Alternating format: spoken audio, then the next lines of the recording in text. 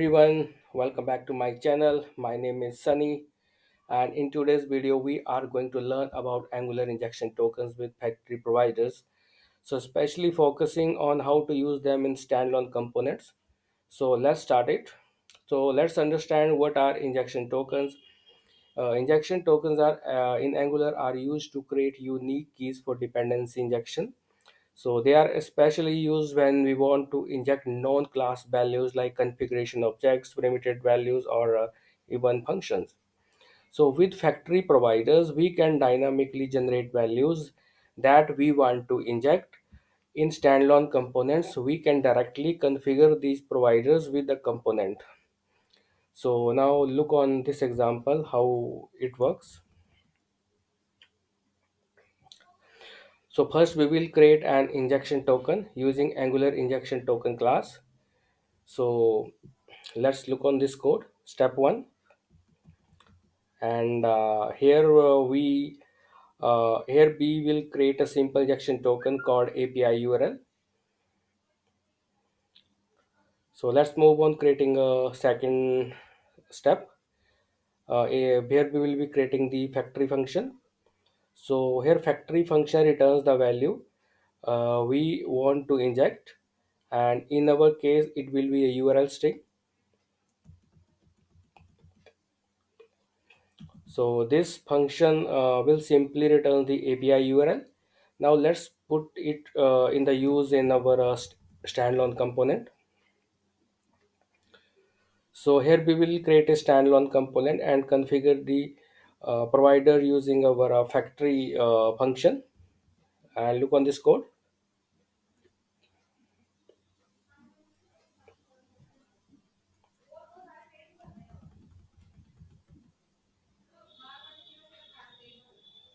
And in the last one, we can use the token factory component directly in our application without needing it to the module.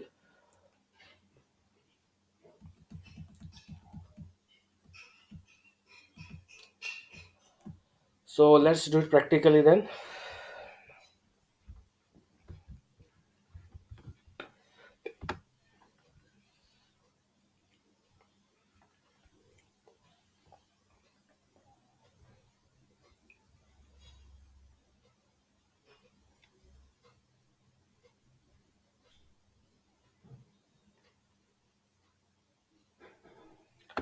So let's copy this and we can put it in our config file.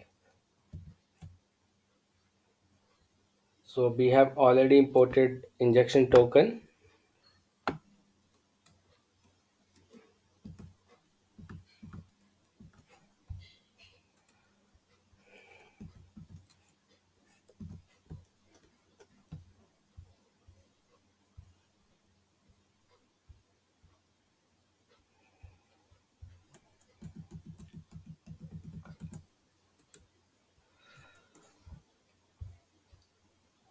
Now let's use this factory function. I will just copy paste.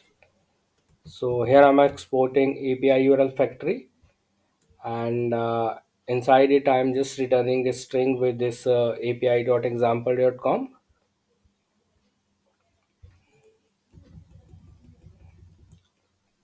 Now we can create some standalone components, or maybe we can use it in our one of existing component.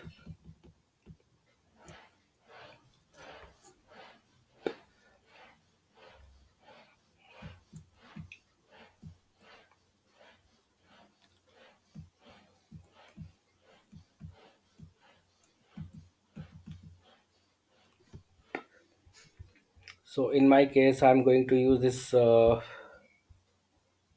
contact component instead of creating a new component.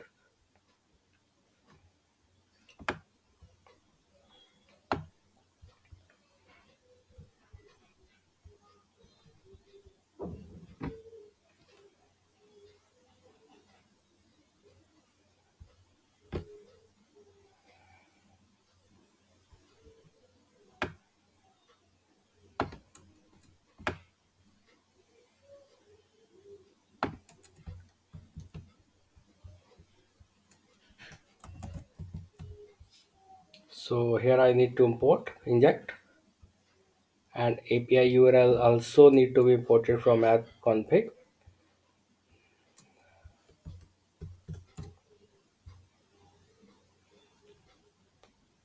So now it's giving error because we need to set it in provider as well.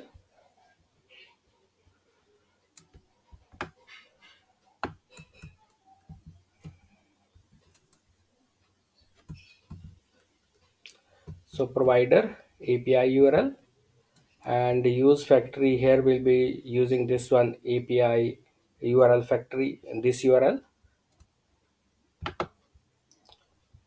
So right click, import it, and then we can set it inside. It's giving error. Why it's giving error? No, it's not error actually. There is some problem. Okay, now in our template file, let's use this API URL like this.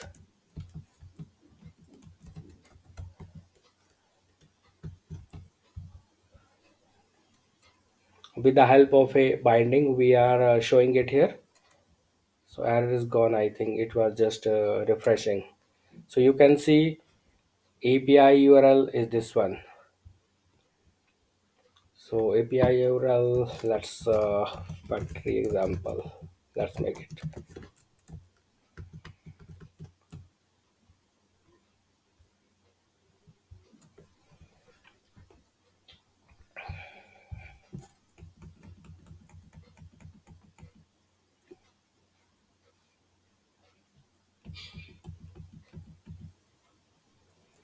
Now after it, we can uh, now we even can use this factory function to generate dynamic values based on the environment or other configuration like this as well, which you are seeing in the screen.